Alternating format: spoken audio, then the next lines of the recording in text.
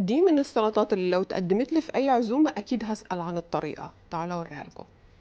فلفل، شويه بابريكا، وشويه اعشاب وتوابل ايطاليه. كويس جدا كده في التتبيله، خلوها ترتاح شويه وبعدين نشويها. لايه سخنه كده وهشويها فيها لحد ما تستوي من الناحيتين وتتحمر. هدخله الفرن او القلايه الهوائيه بس يتحمص. اتحمصت كده خليها على جنب تبرد.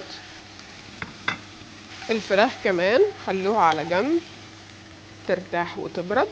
وللسلطه بس 3 مكونات: خس وذره وصوص الرانش، ولا اسهل من كده. انا هضيف هنا صوص الرانش وعليه ذره صفراء اهو، وخلوني افرم الخس واضيفه عليهم.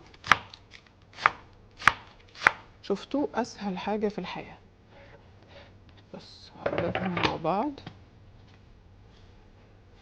الفراخ بعد ما تبرد بنقطعها شرايح. بعد ما بردت شوفوا اخدت شكل القالب كده.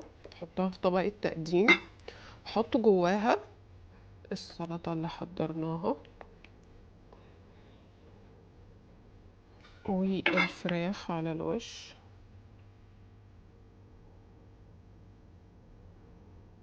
انا بحب احط عليها افوكادو مهروس كده، وكمان صلصة فرنسية.